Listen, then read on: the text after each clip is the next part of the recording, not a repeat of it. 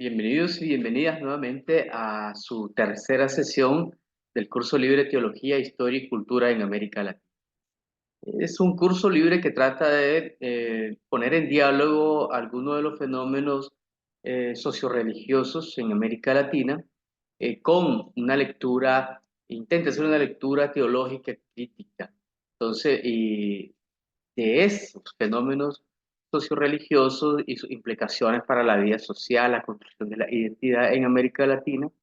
Y bueno, eh, el tema que hoy tenemos que hablar es un tema muy interesante, es sobre fundamentalismos, dos puntos, notas socioteológicas desde América Latina. Soy el facilitador, profesor Miguel España. Así de que sin mayor introducción, pasemos a la cuestión. Eh, Sobre los fundamentalismos en América Latina. Muchas veces cuando se conversa sobre este tema de los fundamentalismos hay muchos equívocos. Entonces, vamos a tratar entonces de ubicar históricamente y conceptualmente el tema del fundamentalismo o los fundamentalismos y ver también el tema de las perspectivas, ¿no?, que se han construido en torno a. Entonces, en América Latina no podemos confundir el fundamentalismo con el integrismo católico, por ejemplo, del siglo XIX, que es el integrismo católico del siglo XIX es una reacción contra el liberalismo, el laicismo y el protestantismo en América Latina como esos fenómenos de la época modernizante, dirían los detractores de la modernidad, vinculado al integrismo. Entonces, el integrismo es eso, digamos, mantener incólume, íntegra la doctrina y la influencia de la institución católica en América Latina. Y esto es como reacción al proceso de las revoluciones liberales, por ejemplo, y las nuevas ideas modernas en América Latina. Esto no es fundamentalismo, no, sino integrismo, es mantener incólume, íntegra la doctrina y la influencia institucional católica en América Latina. Y para ello, como hemos visto en la sesión pasada, esto está vinculado con el tema de la reacción católica frente al liberalismo, en lo que tiene que ver con la acción católica, los congresos eucarísticos, entre otros esfuerzos católicos para mantener la influencia de la institución católica en la sociedad y para mantener incólume la moral, la visión moral y teológica católica en América Latina, pero no es fundamentalismo, ¿de acuerdo? Existe también el conservadurismo, que es tanto religioso como político, ¿no? Entonces, y ahí es donde se dan ciertas vinculaciones entre lo conservador político con las líneas conservadoras, de las líneas políticas partidarias, con la visión conservadora religiosa. Y entonces, en América Latina, la visión conservadora básicamente tiene que ver con mantener el orden querido por Dios. Entonces, según la visión religiosa política y política teológica tradicional en América Latina, que tiene que ver básicamente con esa visión de Dios, el orden de Dios, y con base al orden de Dios se construye el orden en la sociedad. ¿Quién decide cuál es el orden de Dios con base en el cual se debe de ordenar la sociedad? Pues ahí está, es la religión católica en América Latina. Entonces allí es la visión conservadora. Pero también ya en la segunda mitad del siglo XIX, a finales e inicios del siglo XX, ya viene otra visión que es la visión liberal, que está más vinculada a nuevas propuestas, como la propuesta del liberalismo en términos ideológicos políticos o filosóficos políticos, y que vio también en el movimiento, por ejemplo, del protestantismo y hasta aún de la masonería, como posibles aliados que podían incidir en una cultura donde la influencia moral católica era muy marcada. Entonces eran bienvenidos y bienvenidas estos movimientos con ideales modernizadores como el protestantismo y la masonería, ¿no? en América Latina como un tipo de aliado estratégico de los gobiernos revolucionarios liberales. Pero tampoco es fundamentalismo, son procesos, digamos, sociopolíticos y religiosos, unos conservadores, como ya lo he dicho, y el otro los liberales. Bueno, el fundamentalismo como tal, vamos a ver su origen, un poco de su historia, pero el fundamentalismo como tal es propio del ethos anglosajón y de sus propios procesos culturales. Uno entiende un poco los orígenes de, por ejemplo, Estados Unidos y la influencia de las iglesias evangélicas en Estados Unidos y la visión religiosa, moral, política que están vinculadas en la construcción del ethos, ¿no? Y de alguna manera ha influenciado la política estadounidense. De ahí es que el tema del mesianismo político, de construir la Nueva Jerusalén en el Nuevo Mundo, ustedes saben, de los padres peregrinos que se vinieron de Europa a la Nueva Tierra, porque Europa para ellos ya era un mundo totalmente corrompido por la modernidad, la ciencia y las guerras, y es un mundo viejo ya, decadente. Entonces, en el nuevo mundo, digamos, América, en el caso de América del Norte, podían estos grupos perseguidos en Europa, porque eran disidencias religiosas de la religión institucional, en este caso protestante, porque en el caso de lo religioso, no solo el catolicismo perseguía a los grupos disidentes protestantes, sino también dentro del protestantismo se perseguían los grupos disidentes intraprotestantes, que eran los radicales o los grupos evangélicos, vamos a llamarlos, los religiosos, que no se conformaban al orden religioso político que se habían establecido en los principados o en las naciones en las nuevas naciones, estados en Europa que no compartían, ¿verdad? La relación o el establecimiento de una religión institucional, una religión estatal que se habían convertido mucho, ¿verdad? Muy vinculados al Estado y estos grupos disidentes que decían de que eso era realmente una réplica de lo que originalmente se luchaba, que era contra la relación de la Iglesia Institucional Católica con el emperador o con los príncipes, y ahora con la Reforma Protestante no hizo más que al final de replicar el modelo de relación de poder religioso político. Y ellos estaban en contra de eso porque eso era del diablo, eso era, no era signo del Evangelio. El signo del Evangelio entonces para ellos era estar en contra de ello, y como tanto el martirio fue consecuencia de tal. Pero no solo el martirio, sino también la expulsión de los territorios, de tal, de tal grado que entonces al llegar al nuevo mundo querían formar una nueva Jerusalén, nuevo todo, y con una visión mesiánica, y esa visión mesiánica continuó hasta convertirse en una propuesta política que por qué Estados Unidos, ¿verdad? El gran civilizador, que lleva la democracia, la libertad al mundo, un poco la relación entre religión y política en Estados Unidos. Ese etos anglosajón es el etos donde surge el fundamentalismo como tal. Ya, eh, es propio del etos anglosajón y surge ahí. El fundamentalismo no es propio del etos latinoamericano, es otra cosa. El etos latinoamericano puede ser conservador en muchos aspectos, integrista de alguna manera, pero fundamentalista es estrictamente, bueno, hablando parte del etos, podemos decir anglosajón, y resultando de los procesos históricos culturales propios de, en el caso particular de Estados Unidos. Es resultado de un proceso muy particular en los Estados Unidos, y vamos a ver de qué se trata esto.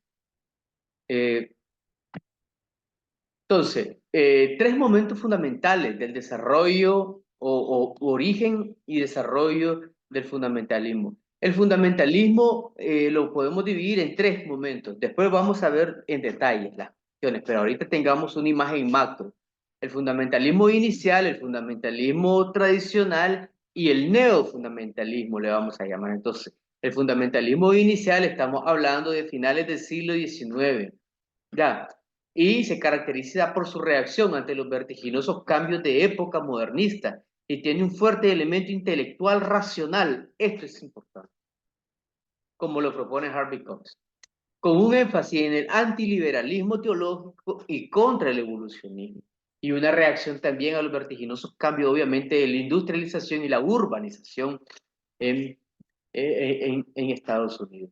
Entonces, el fundamentalismo tiene que ver con todos los procesos de cambio que se está llevando a cabo en, digamos, en Estados Unidos, y principalmente una reacción frente al liberalismo y a todas las ideas modernizantes que ponían, que para ellos ponían en entredicho el tema de la moral, la visión religiosa del mundo y la visión aquella que permanece entre sectores conservadores que decían de que Estados Unidos se fundó sobre los valores cristianos y por lo tanto ahí estaba su grandeza. Apartarse de eso es apartarse de la grandeza que Dios le ha prometido a Estados Unidos si se mantiene incólume en esos fundamentos religiosos.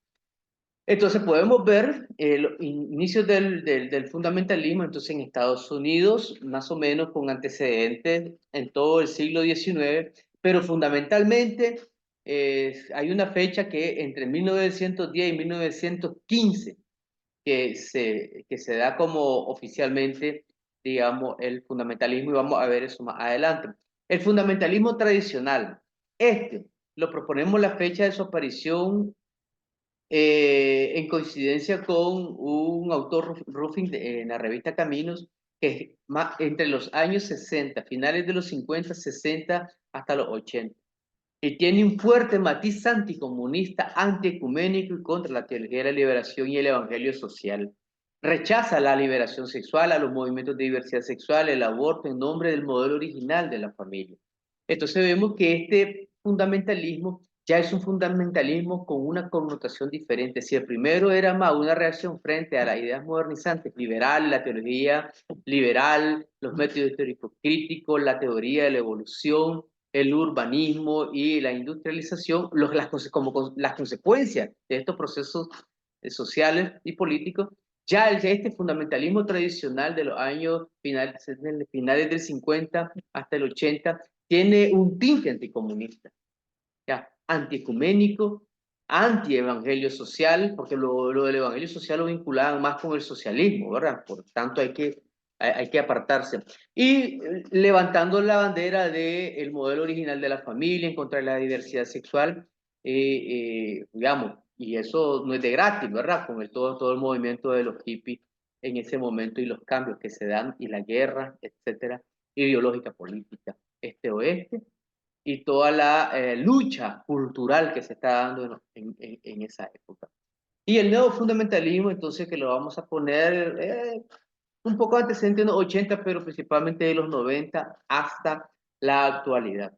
Y se caracteriza por su incursión en la esfera política, en la esfera pública, con la teología de la prosperidad y la teología del dominio, que la teoría del dominio lo vamos a ver más adelante de qué se trata, cuando veamos las identidades teológicas y religiosas en América Latina, que será la próxima sesión. El uso masivo y profesional de los medios de comunicación y las nuevas tecnologías de la comunicación, sosteniendo aún así la vieja agenda de la mayoría moral de la derecha evangélica norteamericana. Esos son como los tres grandes momentos del desarrollo, como para identificar cuando hablamos de fundamentalismo, ¿de qué hablamos? El fundamentalismo con sus características particulares de finales del siglo XIX e inicio del siglo XX, o del fundamentalismo de finales del siglo 50, década de los años 80, o del neofundamentalismo ya propio de los años 90, con sus antecedentes. Todo está conectado, pues, solo para dar bloques, ¿verdad? Y tener claridad. O el neofundamentalismo de los años 90 para la actualidad. Entonces, eso es como para ubicarnos de qué fundamentalismo, según su evolución, según sus características particulares. Muy bien. Ahora, no hay que confundir, entonces, el fundamentalismo con otras tendencias dentro de la conformación de las identidades protestantes y evangélicas en Estados Unidos y en América Latina. No es lo mismo que el movimiento de reavivamiento y el movimiento de santidad en el siglo XIX en Estados Unidos, con sus antecedentes en el siglo, obviamente, XVIII.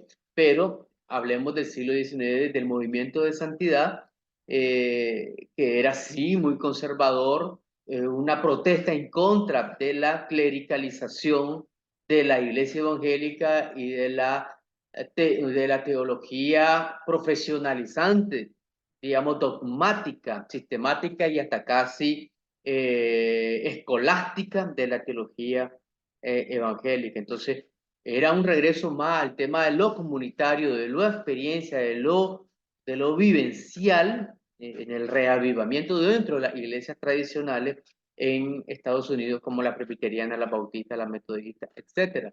Donde se viene el movimiento de santidad como una reacción también al racionalismo, al intelectualismo, de la ilustración filosófica común que se ha ingresado dentro de la iglesia. Y esa conformidad de la iglesia ya no como disidentes del mundo, sino como ya más acomodada a la cultura y como un proceso de rutinización o de mundanización, habíamos dicho en el segundo encuentro, de lo religioso según la cultura. O sea, lo religioso hecho cultura, hecho ethos, hecho cotidianidad. No es lo mismo. Y el pentecostalismo, con su inicio, a finales del siglo XIX, inicio del siglo XX, con su inicio el pentecostalismo o los pentecostalismos, el pentecostalismo unicitario, el trinitario y las diversas identidades pentecostales dentro de esas dos grandes perspectivas o enfoques, no es lo mismo que fundamentalismo. Entonces, el fundamentalismo tiene unas características muy particulares que la vamos a ver y no hay que confundirlos con estos movimientos llamándoles fundamentalistas que no lo son, tienen sus propias características, ¿verdad? Entonces, de igual manera hay diferencias, ¿verdad? No a los conservadores no les podemos llamar fundamentalistas. El conservador lo que trata es de, digamos, conservar la doctrina, las tradiciones, digamos, cierto orden, organización de la iglesia hacia adentro, según, y obviamente opuesta al mundo decadente, pongámosle. Esta es una visión conservadora, tradicional de lo religioso protestante, pero también dentro de otras tradiciones espirituales, ¿verdad? Y no hay que confundir esa actitud, digamos, de resguardo, de valorar la tradición, de valorar las formas como se han hecho las cosas, de valorar lo que se nos ha heredado, ¿verdad? Y que ha funcionado y no ha funcionado y nos sentimos identificados, por lo tanto le damos un gran valor. Eso no es fundamentalismo, es una actitud conservadora. Eso es.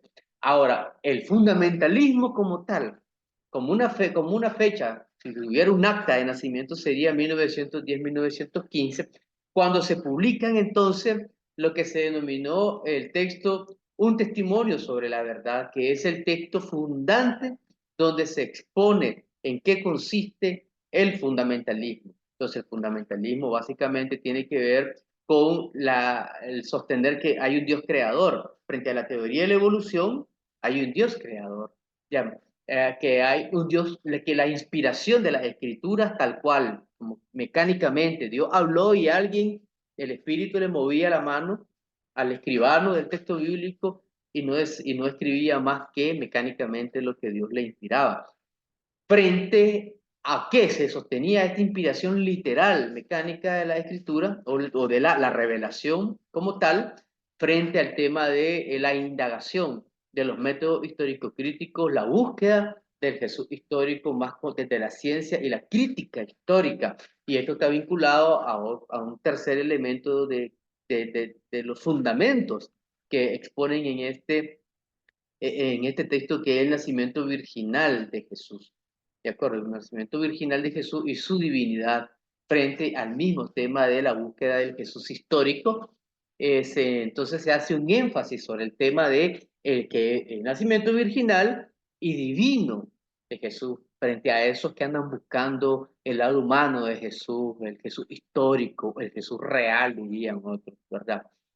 Entre, entre otras cosas, la venida, la segunda venida de Cristo. Pues, y eso lo vamos a ver porque el fundamentalismo está vinculado al dispensacionalismo. Y eso lo vamos a ver más adelante en esta diapositiva, pero también más adelante en el desarrollo de las identidades teológicas en América Latina. Entonces, ese otro elemento, la segunda venida de Jesucristo en poder y gloria, ¿verdad? Como se dice, está vinculado al tema, al tema entonces del juicio final, el juicio final, hermano, de Jesucristo, del Hijo de Dios, del Mesías en poder y gloria, entre otros elementos importantísimos. Entonces, en esa fecha es que se da, se se escribe y se publica este texto que le da identidad y fundamento a un movimiento que después se le denomina fundamentalista y se autodenomina fundamentalista. Muy bien, como tal. El elemento que decimos de que tiene una carga racional es cierto.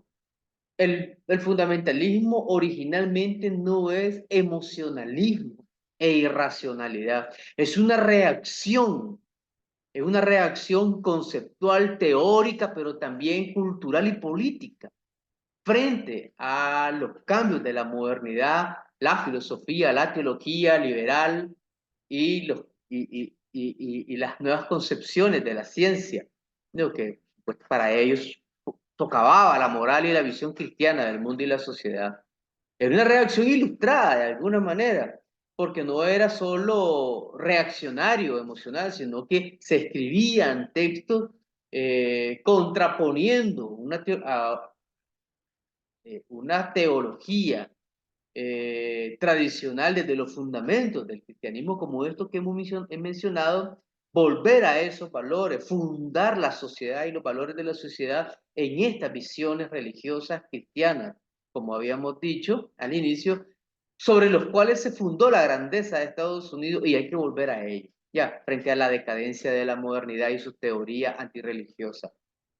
Entonces, por lo tanto, sí, no, sí, el fundamentalismo tiene un elemento racional, ya, es un elemento racional reaccionario, si se quiere, y fundamentalista, y no tanto así como una mera posición emocionalista y racional, totalmente, tienen sus razones, y por lo tanto vamos a ver en la historia de la teología las confrontaciones serias que tienen muchos escritores religiosos, teólogos protestantes, estamos vamos a ver más adelante eso, frente al tema de la avanzada de la filosofía, la ciencia, la cultura modernizante que ponía en entredicho los valores y la visión cristiana de la sociedad y de la existencia.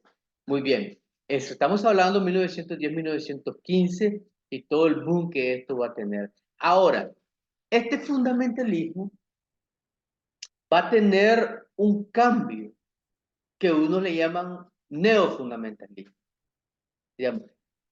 Este fundamentalismo más o menos inicia cuando más o menos va a dar inicio la Primera Guerra Mundial, o en el marco también de la Primera Guerra.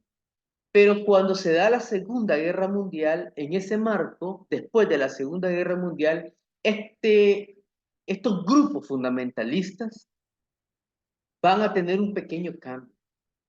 Ya. Recordemos que después de la Segunda Guerra Mundial queda Estados Unidos al mando de Occidente y Rusia al mando de Oriente. El este y el oeste, tradicional de la polarización del siglo XX entre estas potencias. Comunismo versus capitalismo, diríamos en algunos, dirían algunos, ¿verdad?, estudiosos de la historia. Entonces, a este fundamentalismo, entonces, ahora se le agrega un elemento anticomunista. Y frente al tema de la liberación sexual, después de los años 50 se agrega otro elemento que es el elemento moralizante de la familia originaria, el matrimonio hombre-mujer, contra el tema de la diversidad sexual, frente al tema del movimiento de liberalización sexual, el movimiento hippie, etcétera, en la posguerra de la Segunda Guerra Mundial. Entonces, a este fundamentalismo ya no podemos hablar que es el mismo fundamentalismo de finales del siglo XIX o 1910-1915. Ahora tiene unas connotaciones diferentes porque la realidad conflictiva de ese momento, después de la Segunda Guerra Mundial, enmarca elementos que para ellos también son elementos que trastocan la visión religiosa del mundo, de la moral cristiana e la influencia de la iglesia en la sociedad, como es el comunismo ateo y el tema de la liberalización sexual como parte de ese trastocamiento de la realidad de Dios en el mundo o la autoridad de Dios para el mundo y que ellos son sus salvaguardas, parece, ahora están estos grupos. Entonces, por eso es que algunos le llaman ya a este nuevo movimiento, como no es el mismo, ahora neofundamentalismo. ¿Ya? Entonces, y por eso está ahí puesto como neofundamentalismo. Pero en el caso particular de quien dice estas palabras, prefiero yo llamarle neofundamentalismo ya a partir de los años 90. Y vamos a ver por qué razón propongo esto, reconociendo los cambios que se dan después de la Segunda Guerra Mundial y los nuevos elementos que ahora integra una visión fundamentalista de la sociedad, ¿verdad? En esos contextos. Muy bien.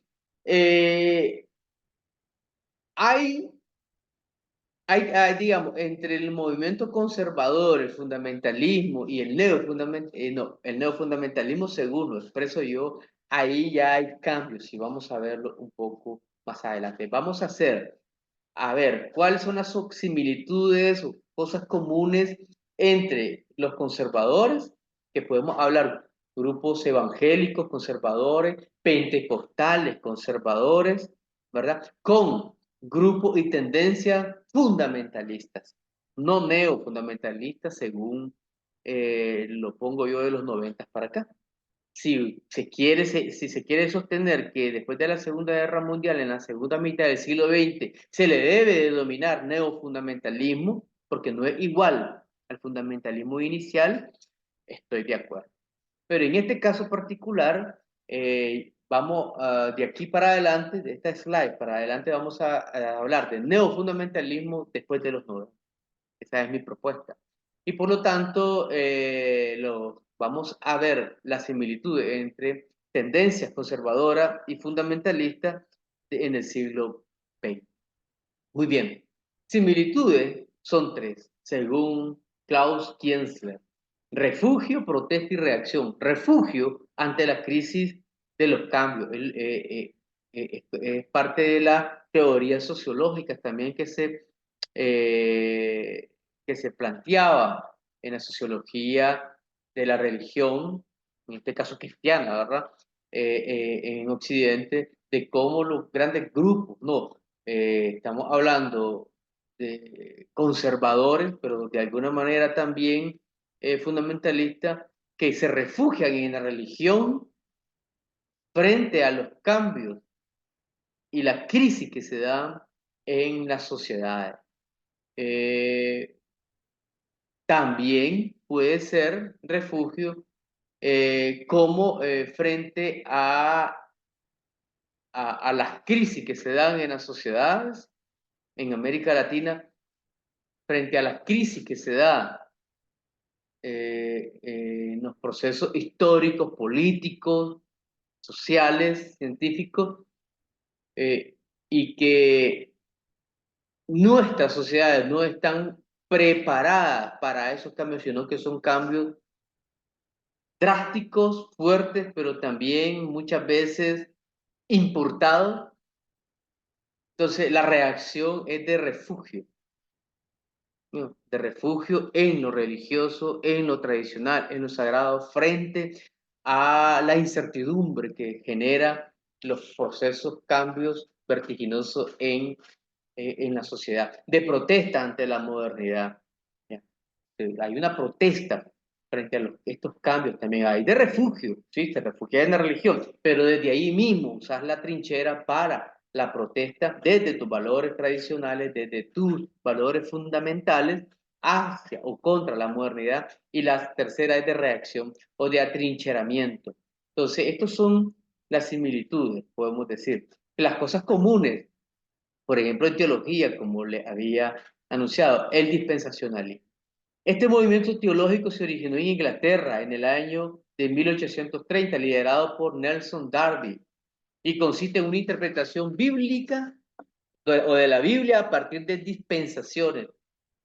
Bueno, nos vamos a ahorrar un poco la explicación que es las dispensaciones, porque eso se puede encontrar muy fácilmente y creo que hay algo de conocimiento alrededor.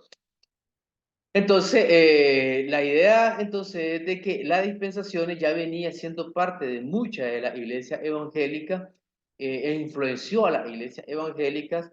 Es una teoría o doctrina construida por Nelson Darby en un momento particular y que pasó a ser una doctrina fundamental dentro de los movimientos evangélicos en Estados Unidos y que luego fue trasladado a América Latina.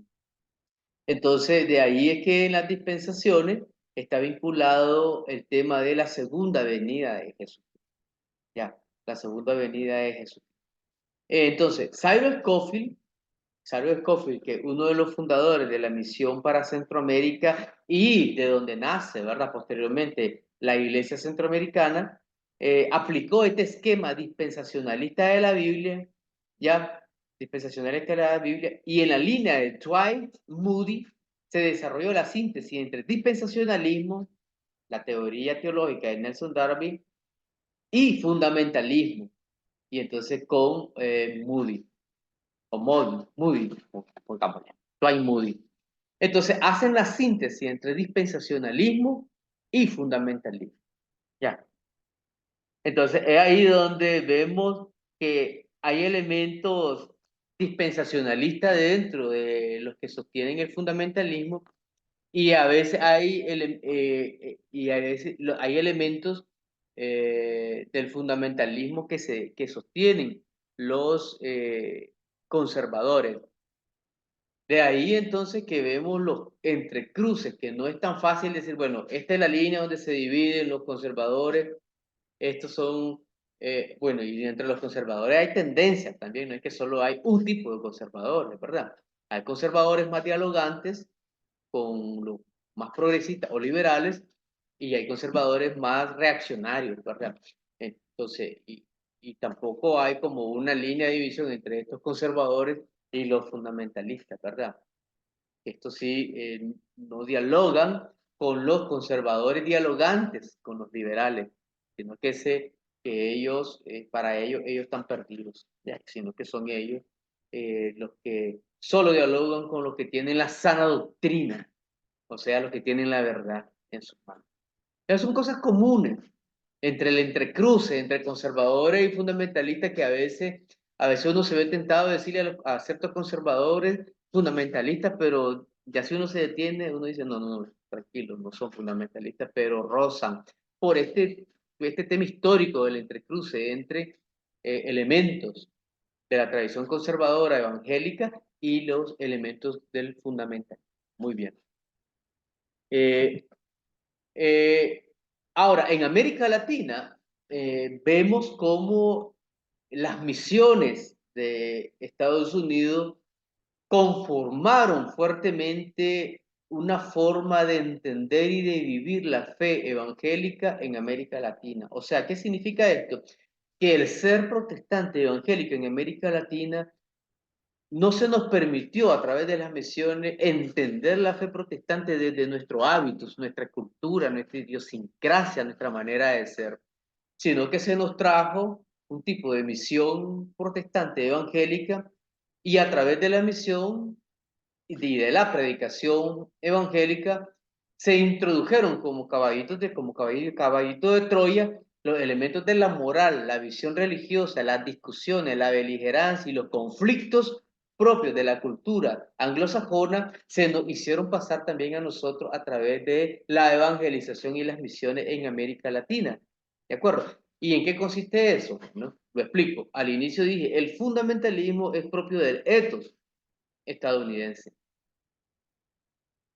Y con este tema de que se introdujo como caballito de Troya a través de la predicación y las misiones para América Latina, los elementos de las valoraciones, la moral religiosa y los conflictos propios de Estados Unidos se introdujo a través de las misiones de la predicación para América Latina y entonces es que surge y se dan posiciones, doctrinas, organizaciones y beligerancias que se pueden denominar fundamentalistas en América Latina, pero que no surge como un proceso natural del proceso sociohistórico y cultural en América Latina, sino que es prácticamente importado.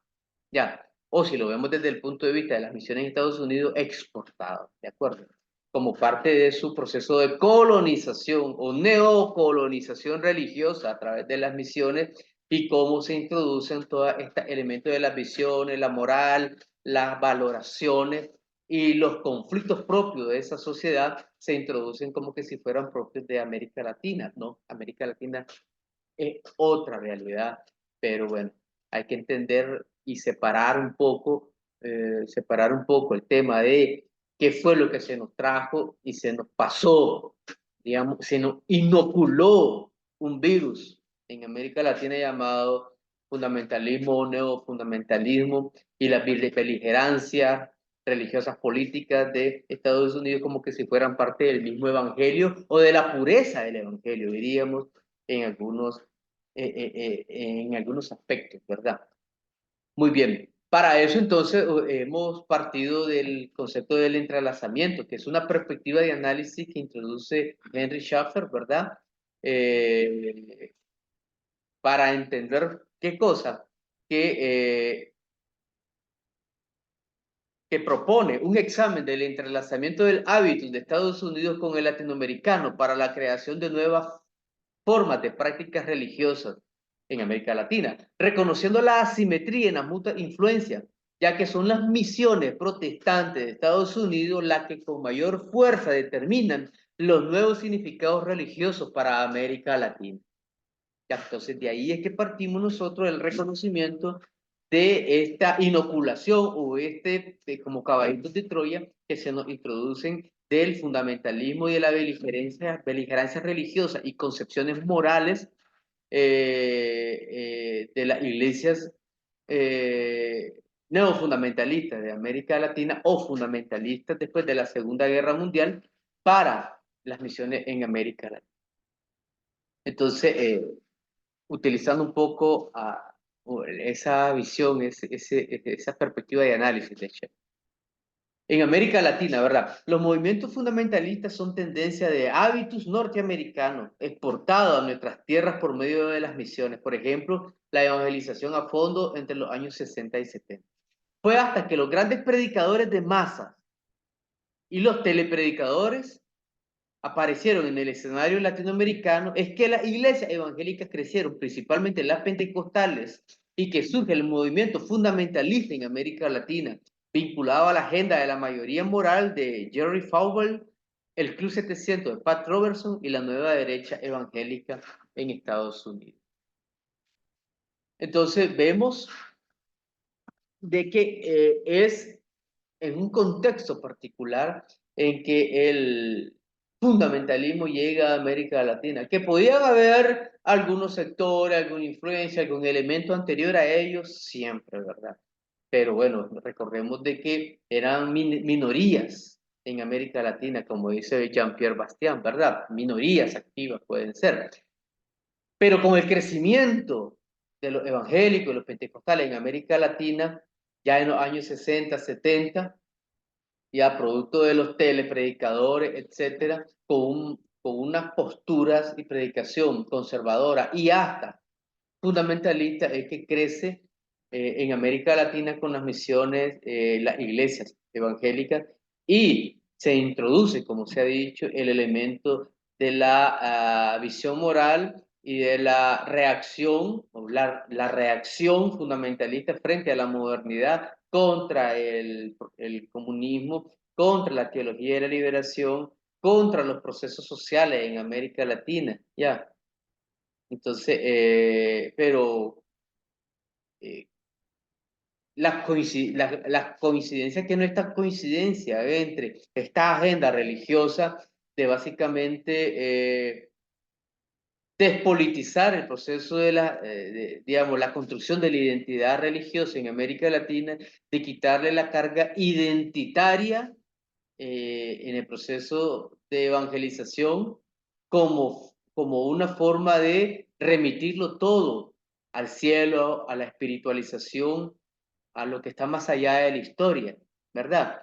Frente a un proceso ideológico político que quería también, desde el punto de vista político ahora, detener los procesos de rebeldía, de resistencia de los pueblos de América Latina frente a la dominación del modelo imperial, principalmente de Estados Unidos, y también para meterle miedo frente a las propuestas alternativas al capitalismo como lo era el socialismo en la segunda mitad del siglo XX. Entonces, no estoy diciendo de que los principales telepredicadores de los años 70 se reunían en la Casa Blanca o con el Pentágono, con la CIA, y ya decían, bueno, ahora vamos a través de la religión, vamos a alienar o enajenar a los pueblos de América Latina para que no opongan resistencia a nuestro capitalismo y dominación.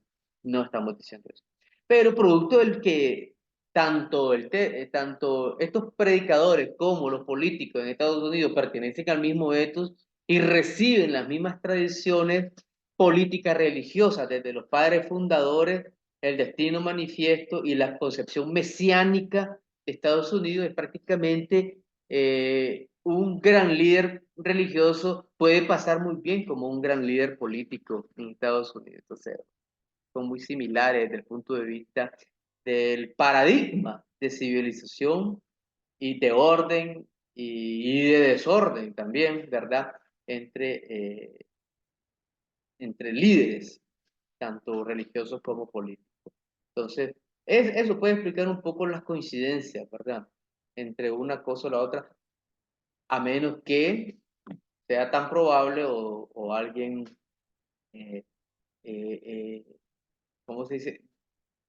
Nos dé las pruebas suficientes para decir de que si habían confabulaciones en la oficina oval o en el Pentágono entre estos grupos, ¿verdad? Pero bueno, ya es una teoría más conspirativa.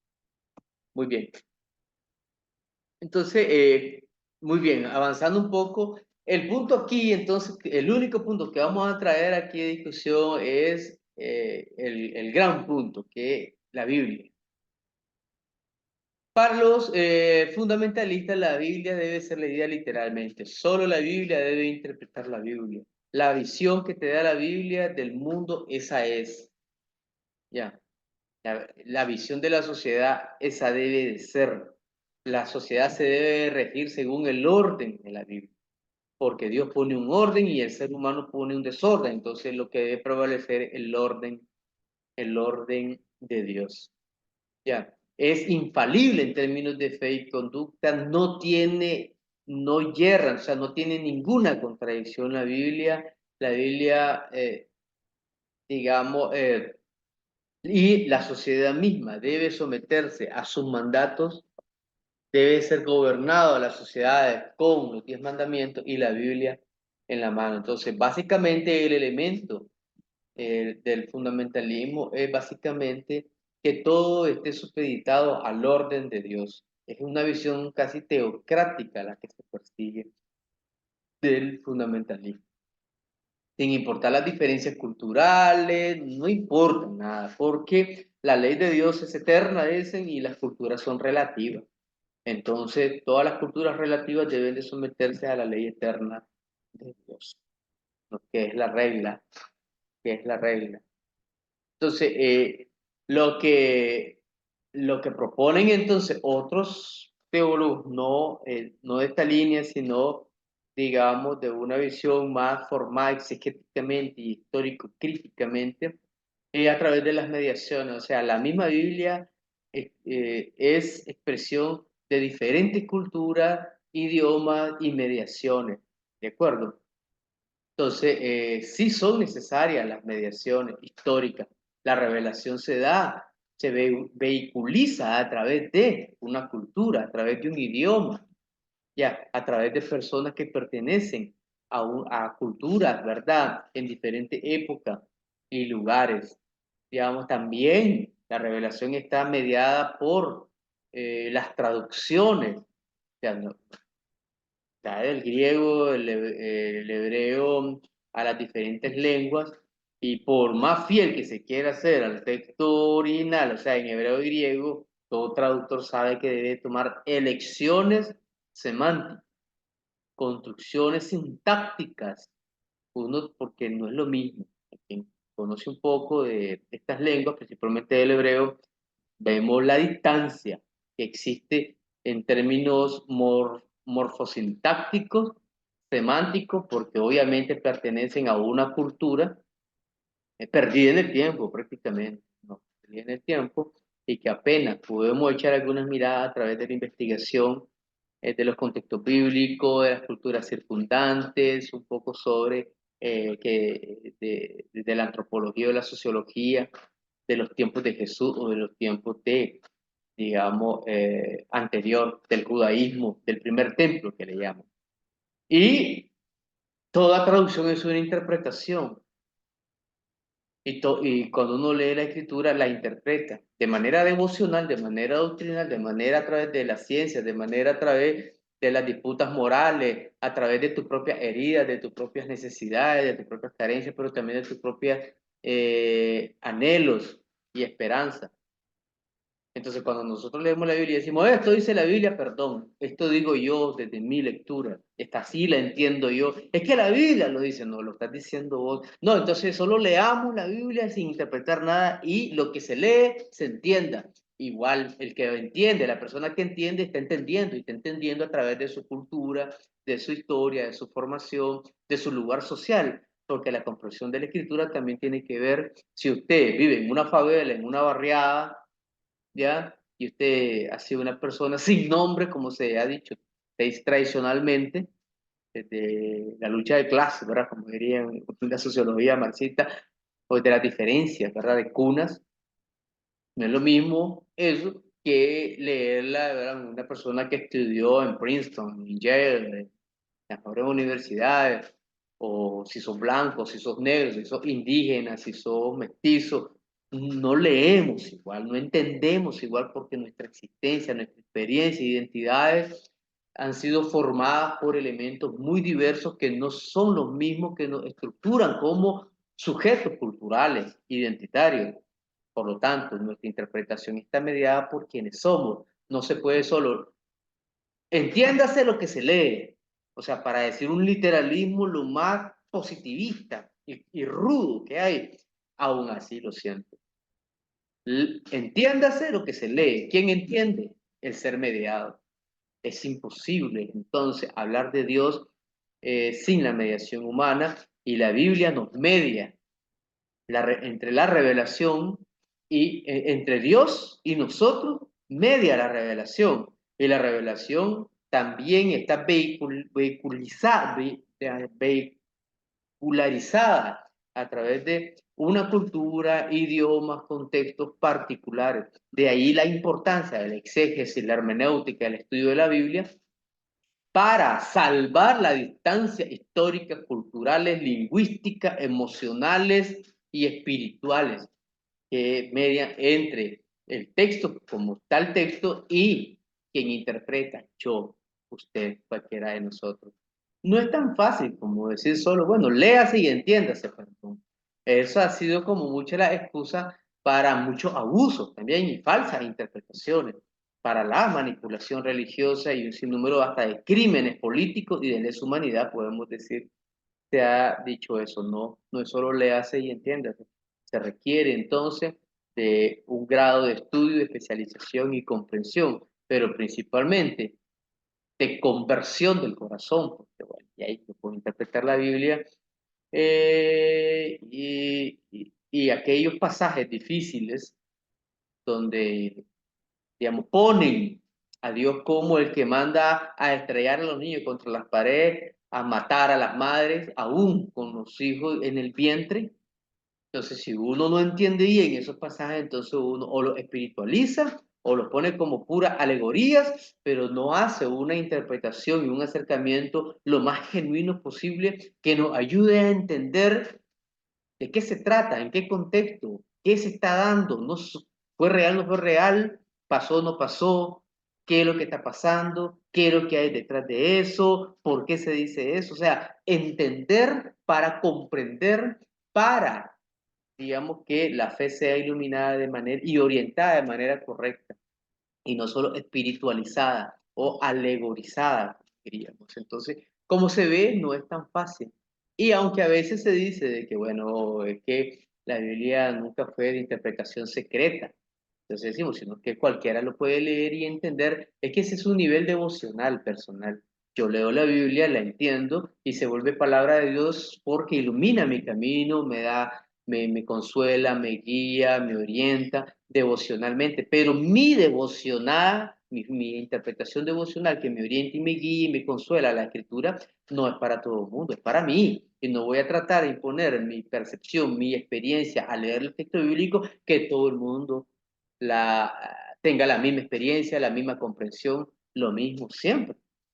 No puede ser, ¿verdad? Es mía. Entonces es un primer nivel, el nivel más básico y existencial del texto bíblico para convertirse en palabra de Dios es cuando genera sentido en mi vida.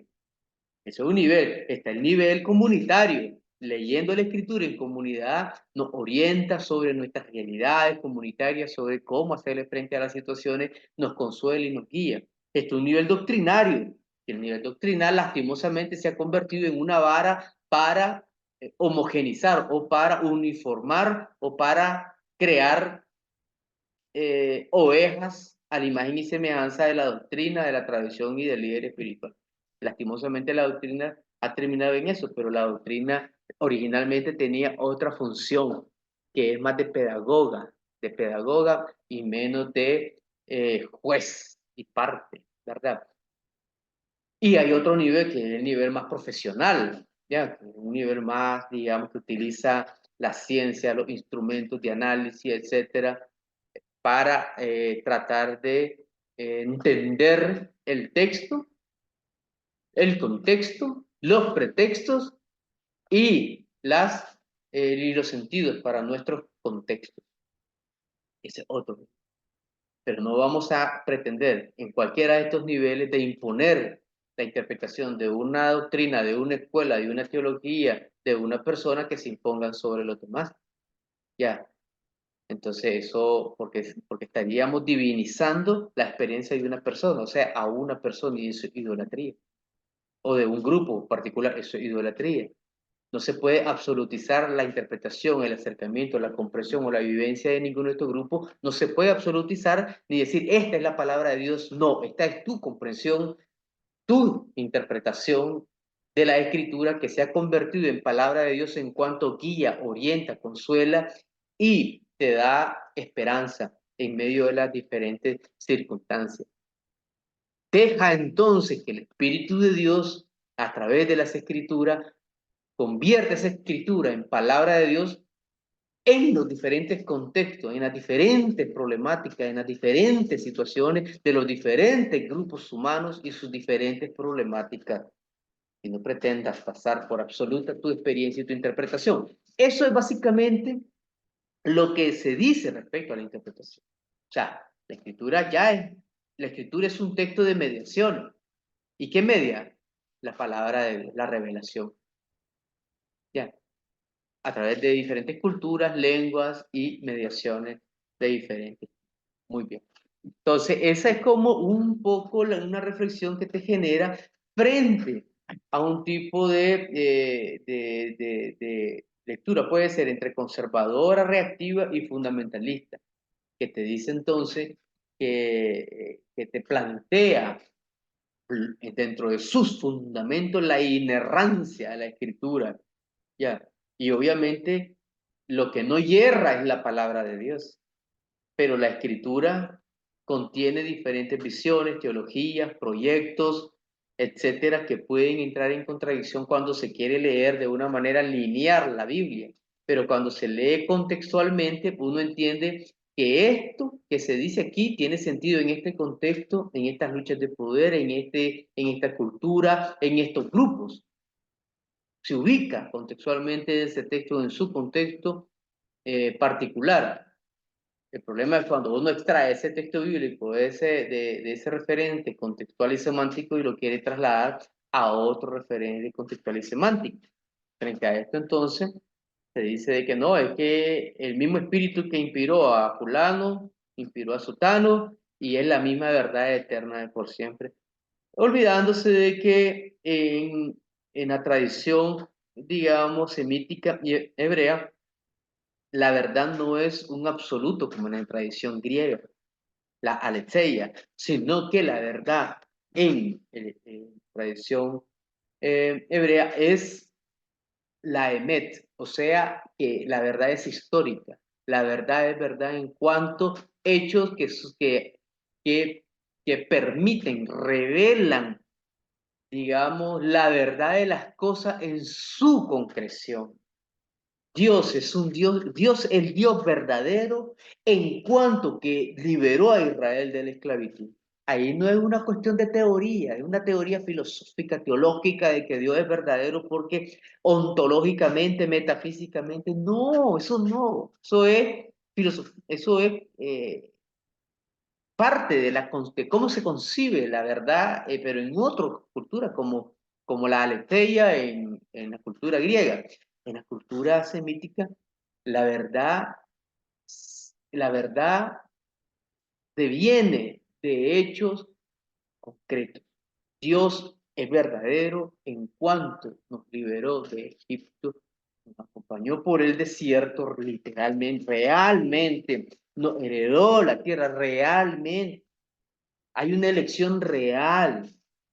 Ya, entonces son hechos históricos los que fundan la verdad del Dios verdadero de Israel.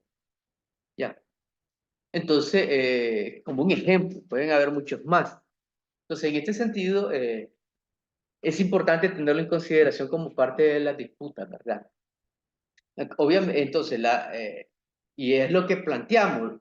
Entonces, aquí entonces genera una teología en disputa en América Latina. Grupos confrontados, fundamentalistas que no tienen la intención de dialogar con grupos conservadores. ¿Cuáles grupos conservadores? Los que tienen cierto grado de diálogo respetuoso con grupos más progresistas, liberacionistas o como le llamen. Los fundamentalistas definitivamente están ahí. No hay posibilidad.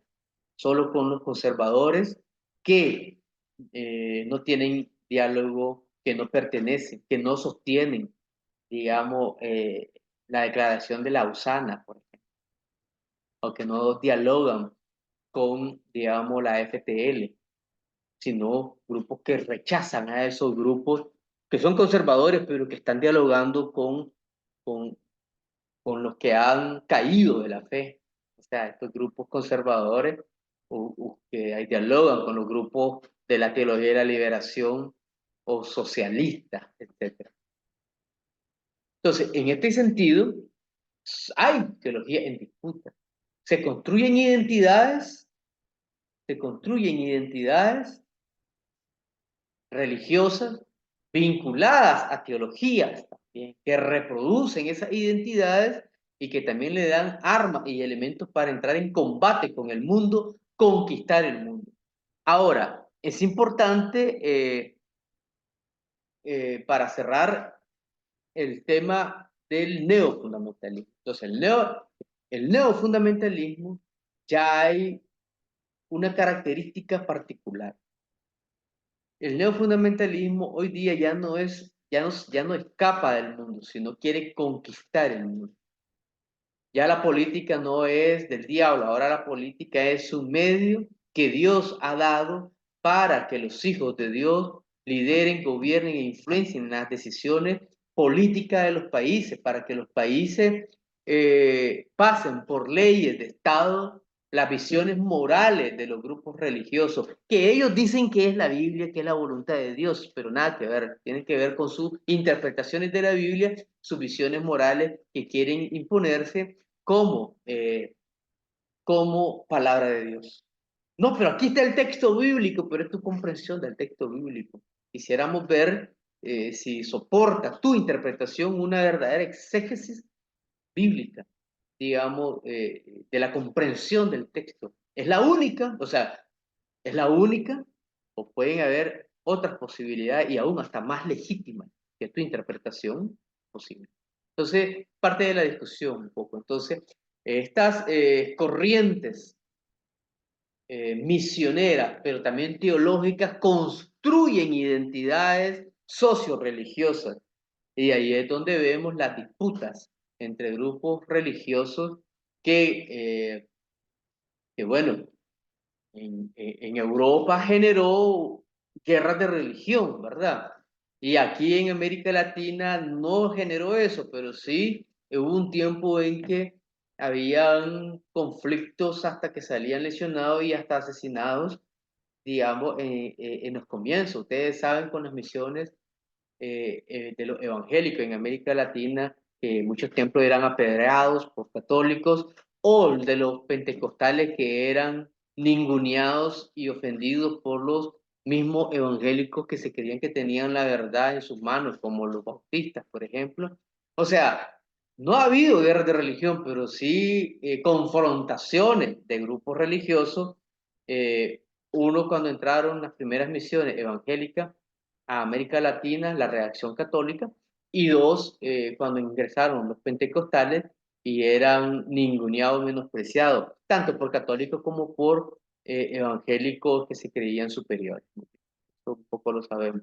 Por eso para Boaventura la diferencia entre estas corrientes estriba en que para la primera, o sea, la teología fundamentalista, la revelación, al ser eterna, es acontextual y por lo tanto contiene en sí misma todas las posibles necesidades históricas y todos los accidentes que conducirán a su surgimiento. En suma, una historia dentro de la religión. O sea, toda la historia debe ser entendida a partir de la revelación, del texto bíblico, de la interpretación de ellos, del texto bíblico, ¿verdad? Entonces, toda la historia, las diferencias culturales, etcétera, todo eso debe de encajar dentro del plan de Dios y dejarse conducir por este plan de Dios, porque el plan de Dios es eterno. ¿Ya? Mientras que la segunda postura, más contextual y liberadora, apunta a una concepción humanista de la religión. O sea, no una historia dentro de la religión, sino la religión dentro de la historia. ¿Qué significa la religión dentro de la historia? Que la religión se encarna en los diferentes contextos, grupos, responde a diferentes problemáticas, identidades, esperanzas, desafíos de las sociedades. Es donde cobra realmente sentido lo religioso, en esas vivencias concretas, contextuales de las personas, de las comunidades, donde abrazan una fe y esta fe debe tener sentido y significado para esos grupos sociales. Entonces, eso es la religión dentro de la historia, es más relativa.